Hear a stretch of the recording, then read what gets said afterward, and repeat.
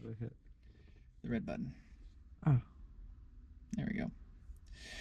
Cool. We are recording live inside the Mazda RX7 that we have been working diligently on. Our full intent was to put this beautiful 1987 Mazda RX7 GS back on the road. Though the more we dug into it, the more we found that it was walking the fine line of being not savable. We crossed that line when we tore apart the engine. Yes. What did we find, Brandon? We found that it in fact had 153,000 miles on it, and the wear to show for it. So we have one good rear iron and an eccentric shaft and one rotor out of the whole engine that was usable. So did not look good. I was hopeful because of the fact that the engine was spinning over. And there seemed to be some compression spinning. Seemed to be some compression. Though it looks like the front rotor definitely was lower on compression. And it also looks like there was water in the front rotor housing at one point in time. And the rust on the housings, the irons were considerable. There was quite a bit of chrome gone from the aluminum housings in the bad spots, in the spots where you don't want it to be removed. And yeah, so that kind of pushed this $500 car over the edge of not savable. On top of the fact that the seat that I am sitting in is only held on by 3 bolts. And that's not because the bolt's missing. It's because the floor is missing. Seat belt, for example. Yeah, where the main seat belt bolt. This is part of the floor and some carpet. Yeah. Exhibit A. But yeah, it's not good. Because this was a Midwest car, all of the service records and most of the insurance cards were left in the glove box. Because it seems to be a theme with the Midwest. We found insurance cards dating back until 1994. Yes. Which we're presuming that the owner bought the car who put the most miles on it. And then we found a service record from 1997. And it told us that there was a severe oil leak and that it got a quote-unquote tune-up. New spark plugs, new wires, air filter, oil change. And that service ticket was dated with 148,000 miles. And currently we're at 153. And that was in 1997. And we know it was parked in 2002. The last registration was paid in 2002. So between 01 and 02, it was no longer roadworthy. Yeah. And so it dropped registration. And so between 97 and 02-ish, it only went another 5,000 miles. Yeah. So I want to bet it was experiencing issues then. So this car was sold in Roseville, Kansas, and lived the majority of its running life there. And then at some point, I'm guessing around 2002, made it to a body shop in Topeka, Kansas, and sat there until July of 2023, at which point a guy bought it, brought it to Galva, Kansas, and then didn't want to get into it, and then I bought it and brought it here to Mac, into my shop, and brought it inside for probably the first time in over 20 years. Yeah. I mean, it was definitely parked outside most of its life. Yeah, I even think it was parked. It wasn't a garage when it was running either. Yeah. Judging by how much sun damage is everywhere. Yeah. So it did not get an oil change before it was parked. No. So that oil that we pulled out that was super black was probably from 1997, which makes it 26 years old. Yeah. And Brandon is not even 26 years old. Yeah. So we well, I can at least say we gave it a valiant effort to save this car. And with those words, you're like probably thinking, well, what are you gonna do with the car next? This trim is not savable. I just put my fingernail through that. Well, fortunately or unfortunately, we're gonna take it apart and sell the parts through my website and make some money on it. Bittersweet, honestly. Yeah. It's really bittersweet. If the engine was rebuildable, we would still continue. The rust is fixable, though the engine's toast. The body's not good enough to find another engine to put back in this chassis. Like, this entire driver's floor pan is rotten. And it's also a base model. That's another nail in the coffin. Not really any options. It's a base model with AC. That's it. That's it. No limited slip, just a carbureted 12A. Not even the fancy radio. So I feel like our tune would be a little bit different if this was a GSL SE. Yeah. And there wasn't body damage to almost every single panel. Yeah. Every single panel has at least one dent in it. The only one that I don't think has a dent in it is that front right fender. Yeah.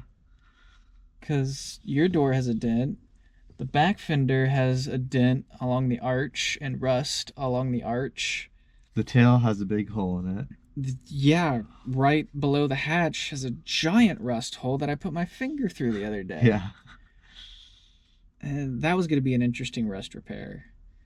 This back quarter has a dent in it, and the lower portion of it's rotten. This door has white paint under it and also has a giant dent. The rocker has a hole in it. The rocker has a big hole in it next to the giant hole in the floorboard where the seat is leaning at an angle. That front fender has a big dent in it. The hood was good. The hood's good. The roof's fine. There's a good roof skin. Well, no, actually, there's a big rust hole in the... No, it's not a good roof. No, yeah, I had roof rusted out. I forgot. Yeah, at some point, the drain holes around the sunroof got plugged and it rusted out next to the drain holes. Headliners... surprisingly good. Not falling in. That visor That's really gross. Ruined. Yeah, that mirror's no good. Yeah, this rearview mirror is ruined. The glass is delaminating around it. The dash is probably savable. The dash itself is really good, and so is all this, except for that has broken clips. But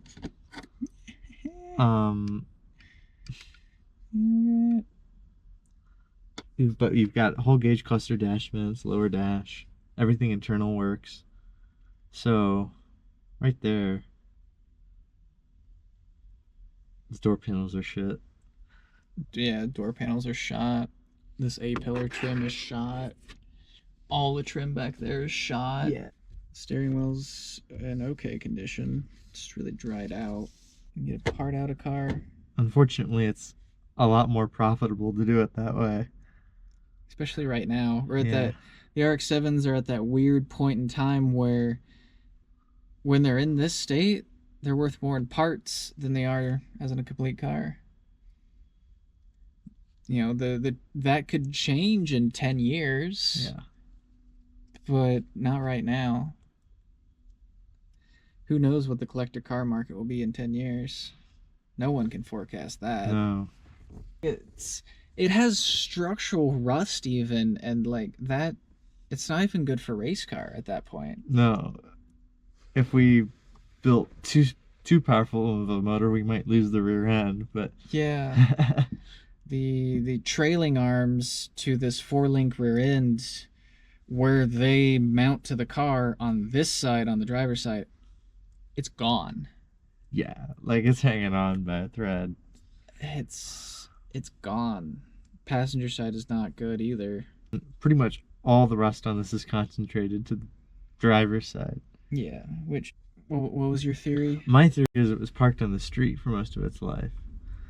And, roads get salted, it just collects on the one side of the car. Especially if it's been sitting, it sits on the side of the street through the winter. It doesn't get driven when it's snowing. Yeah. And then it just collects.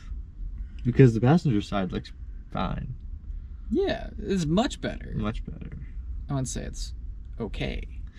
It's fine.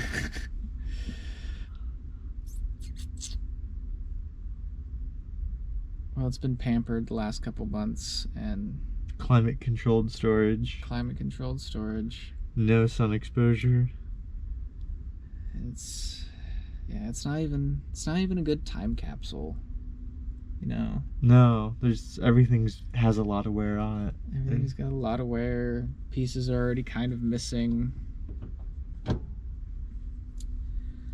But it was unmolested, and it was unmolested because it died kind of early. Yeah. From 84 to 2002, it didn't even live 20 years on the road.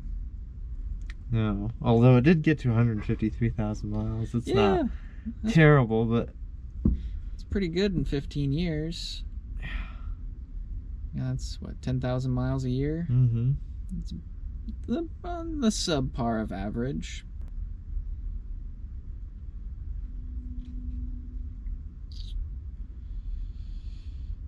Yeah. After taking that engine apart, there's no way it could have ever ran. Mm-hmm. I mean, even if we did somehow coax it to fire up, it would have just popped off a few times. It had not enough near compression. No. And that's why. That one rotor was pretty chewed up.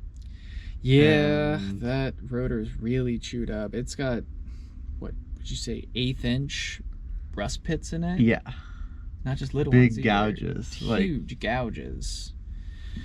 I'd be curious to take it to a giant wire brush and see how deep it really is. Yeah.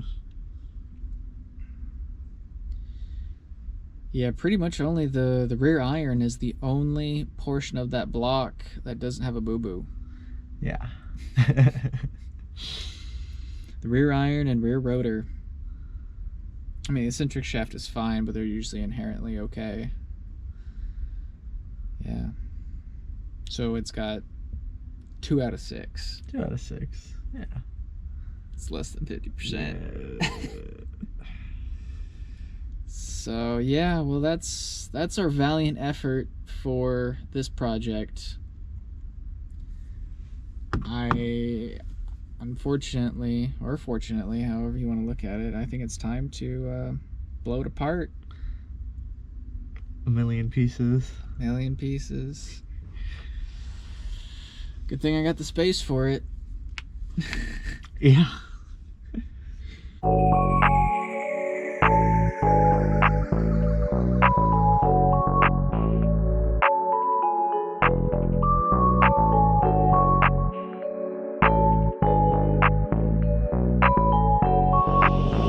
BJ Beats.